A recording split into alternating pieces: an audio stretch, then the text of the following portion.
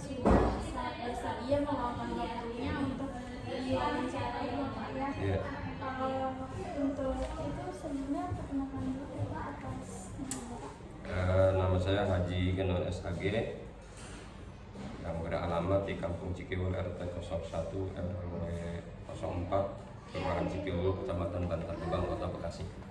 Bapak menjabat di sini sebagai kepala sekolah Iya. sekaligus pendirinya Bapak ya. Pendiri, ya. Saya memang ya termasuk asal mula berdirinya sekolah di sini. Ya pada tahun 2015 pada saat itu kami ya ingin mendirikan sebuah lembaga pendidikan yaitu MI Darul Ulum. Maka dengan usaha keras akhirnya kami mengajukan pendirian dan alhamdulillah pada tahun 2016 izin operasional MI Darul Ulum terbit dari yang ditandatangani oleh Kepala Kanwil wilayah kantor wilayah Kementerian Agama Provinsi Jawa Barat. Itulah diantaranya. Ya cuman waktu itu saya sebagai ketua yayasan, ya akhirnya saya juga menugaskan sebagai kepala sekolah yang pada waktu itu ya yang Maulana Hasan SPDI sebagai kepala sekolah pada waktu itu karena saya masih tugas di MI Negeri Kota Bekasi. Nah, dengan berjalannya waktu ya selama 3 tahun MI Darul Ulum ini tidak bisa memproses simpatika. Ya kalau di dinas pendidikan itu namanya Dapoldik. Ya kalau di MI itu adalah namanya simpatika. Tidak bisa diproses, guru-guru tidak bisa diproses dimasukkan ke data simpatika dengan alasan karena kepala sekolahnya belum memiliki NUPTK pada waktu itu. Ya akhirnya dengan perkembangan dan saya ingin memajukan MI Darul Ulum dari semua pihak termasuk dari data simpatika, ya akhirnya kami mengajukan mutasi untuk pindah ke MI Darul Ulum untuk menerbitkan simpatika tersebut. Ya saya mengajukan mutasi dari MI Negeri Kota Bekasi dari tahun 2017. Proses selalu ditolak dari atasan kami, namun pada tahun 2019 tepatnya tanggal 1 Januari TMT saya beralih ke MI Darul Ulum sebagai kepala madrasah karena sangat dibutuhkan untuk memproses data simpatika guru-guru yang ada di MI Darul Ulum. Alhamdulillah setelah saya mutasi ke MI Darul Ulum pada bulan Januari tahun 2019, maka proses simpatika pun di MI Darul Ulum berjalan karena saya sudah mutasi dari MI Negeri Kota Bekasi ke MI Darul Ulum. Itu mungkin secara kronologis saya jadi kepala sekolah ya berjalan berarti dari 2019 sampai sekarang 2026, berapa tahun hampir ya 17 tahun ya, 7 tahun lah, 7 tahun saya mengabdi di MI Darul Ulum ya untuk sebagai kepala sekolah. Mungkin itu secara kronologis. Untuk visi misi dari sekolahan Bapak sendiri tuh dibangun tuh sebagai Bapak pendirinya juga ya. Visi misinya tuh apa Pak? Misi MI Darul Ulum ya pertama visinya itu adalah unggul dalam prestasi belajar dan berakhlakul karimah. Ya didorong kegiatannya ya fokus kepada materi-materi yang berhubungan dengan keislaman yang tujuannya di samping berprestasi di bidang akademik, saya juga ingin ya siswa-siswi MI Darul Ulum ini berakhlakul karimah, bukan hanya prestasi dalam akademik saja, itu diantaranya. Baik, berarti untuk hubungan lainnya ya Pak ya, selain dari prestasi akademik dan lain halnya untuk pengembangan karakter secara islami maupun karakter-karakter lainnya, dukungan Bapak sebagai kepala sekolah dan pendirinya itu seperti apa Pak? Ya dukungan ya saya menetapkan ya semua tenaga kependidikan ya pendidikan di MI Darul Ulum ya harus bisa melaksanakan cita-cita yang tertanam dalam visi misi itu sendiri, yaitu unggul dalam prestasi belajar dan berakhlakul karimah. Makanya di situ juga ya kami mengembangkan ya seperti BTK ya supaya ada untuk hafalan senar pendek. Jadi samping juga ada eskul lain di sini, ada eskul pramuka, eskul futsal, bahkan kami hampir 2 tahun ini bukan eskul futsal itu bukan hanya untuk putra, ada juga ya eskul putri. Bola putri ya sudah berjalan 2 tahun ya, cuman itu waktunya dijadwal oleh para pembinanya ya. Kalau tidak salah, kalau untuk eskul futsal putri itu di hari Rebo, untuk eskul putranya di hari Kamis sore gitu. Itu mungkin yang kegiatan itu. Di samping juga itu juga banyak ya, ada eskul angklung ya, dan banyak lagi kegiatan-kegiatan yang lain ya. Alhamdulillah ya, sejak berdirinya MI Darul Ulum pada tahun 2015, tahun ajaran 2015-2016, banyak prestasi-prestasi yang diraih ya. Pada tahun 2018 dapat juara HSM bidang matematik ya, juara 1 tingkat Kota Bekasi ya. Namun ikut ke provinsi belum beruntung, masih terkendala ya, tidak dapat juara di tingkat provinsi. Dan juga pada tahun berikutnya juga dapat juara Sain IPA sebagai juara 2 tingkat Kota Bekasi. Bahkan ya, di samping kegiatan itu juga banyak kegiatan eskul lainnya seperti pramuka, pernah mengadakan kegiatan perkemahan pramuka tingkat Kota Bekasi untuk tingkat MI yang dilaksanakan Cibubur. Banyak juga prestasi-prestasi yang diraih oleh MI Darul Ulum itu sebagainya. Baik, berarti ini untuk dalam kurun waktu termasuk singkat Bapak ya, MI Darul Ulum ini udah sangat banyak meraih prestasi atau dari berbagai bidang ekstrakurikulernya. Nah, kita berfokus ke kepramukaan Bapak saya.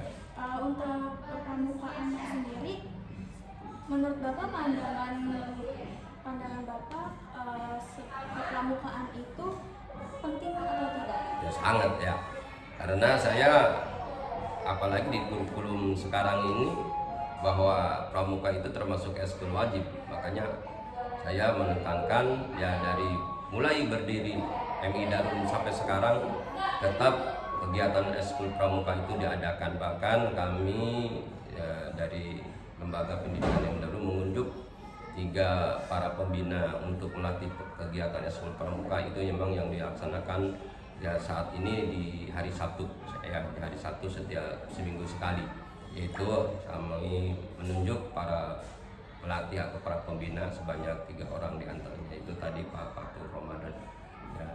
Itu mungkin masalah kepramukaan ini sangat penting ya.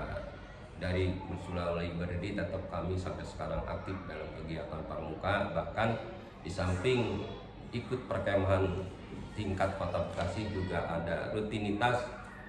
Saya sudah menjadwalkan setiap tahunnya pun ada kegiatan perkemahan di tempat MI Darul Ulum sendiri ya, biasanya di akhir tahun atau di bulan Desember itu diantaranya.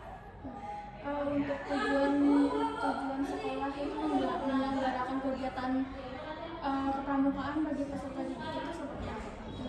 Ya, tujuannya ya jelas untuk membina karakteristik siswa ya, terutama para anggota pramuka itu, karena ya di pramuka itu ada dasar dharma pramuka yang harus ditanamkan ke anak ya, supaya benar-benar bisa disiplin belajar, disiplin waktu, dan mungkin materi-materi lain yang ada di dasar dharma pramuka itu sangat penting untuk kegiatan karakteristik anak-anak itu sendiri. Struktur keorganisasian Bapak, bagaimana bentuk dukungan sekolah terhadap kepengurusan kepramukaan? Ya, kalau dari struktur pengurusan saya sangat mendukung ya, artinya kami menyerahkan sepenuhnya ke para pembina. Tolong ya, kalau ada memang kebutuhan yang harus dilengkapi, dari pihak sekolah siap untuk mendukungnya, untuk melengkapi sarana prasarana yang dalam kegiatan pramuka tersebut. Jadi koordinasinya antar pihak itu sudah sangat komunikatif Bapak ya? Ya, alhamdulillah berjalan dengan lancar karena saya terbuka dan para pembina kalau memang ada masalah yang harus dimusyawarahkan, kami siap menampung ya musyawarah tersebut dan insya Allah kami akan mendukungnya sepenuhnya. Untuk terkait jadwal ini Pak ya, untuk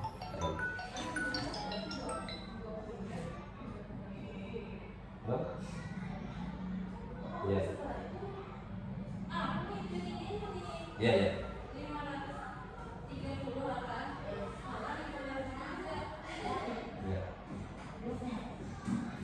Ya, dan aja gini aja, ya itu ikuti kalau sudah kita dekat boleh hubungi saya ya.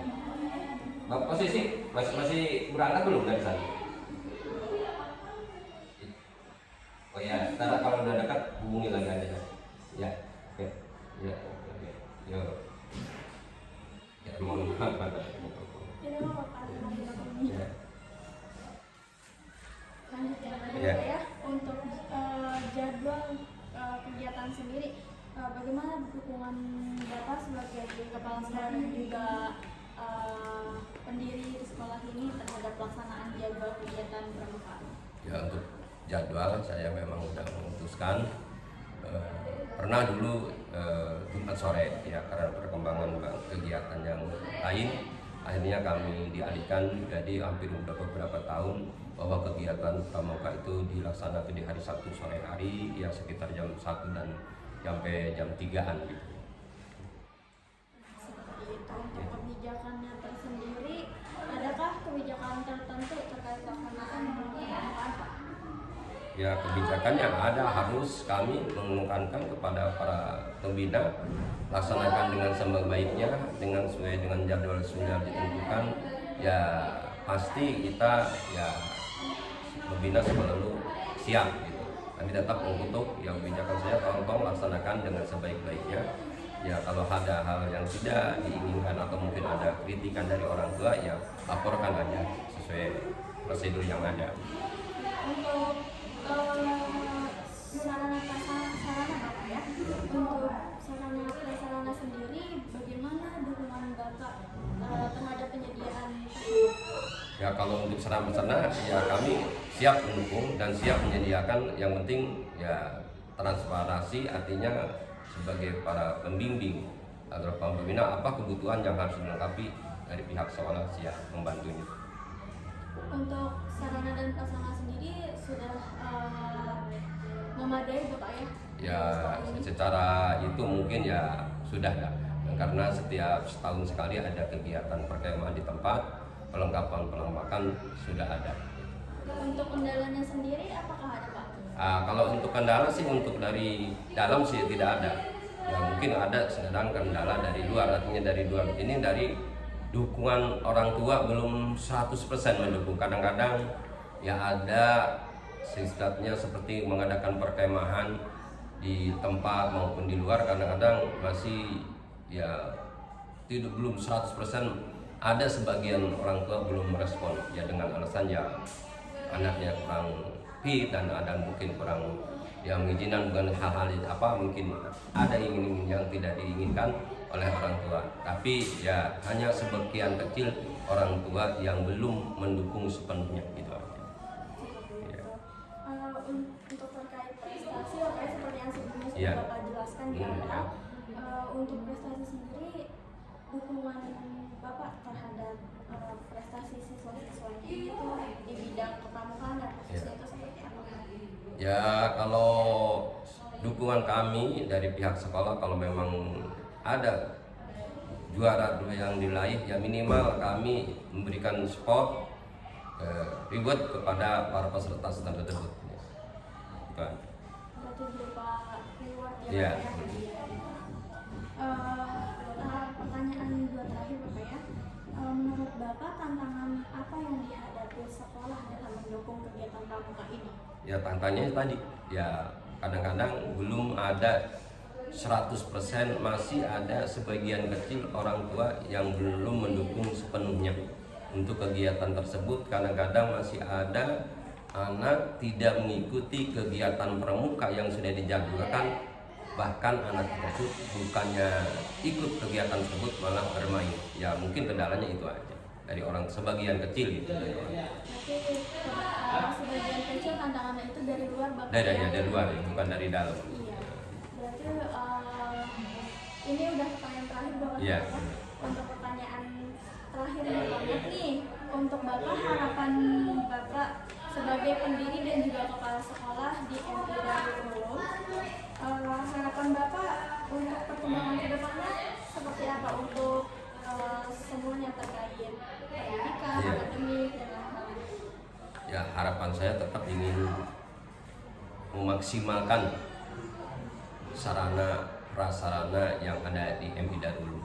Semua baik bidang kegiatan KBM maupun di bidang eskul, pramuka, angklung dan sebagainya, ya ingin ya memaksimalkan sarana prasarana. Namun memang terus terang aja kami dari Darul Ulum dari segi sarana prasarana untuk ruang RKB ya belum bisa sepenuhnya dilaksanakan KBM itu di pagi hari. Ada masih di sit sampai siang hari karena memang kendala dari sarana RKB tersebut belum terpenuhi sepenuhnya. Sekarang juga masih ada 10 rombel yang di sit belajarnya siang hari ya dari jam setengah 11 atau 10.30 sampai jam 3 karena memang keterbatasan ruangan RKB. Dan saat ini juga kami masih mengejar ya membangun walaupun ya tiap tahun tetap tidak berhenti bangunan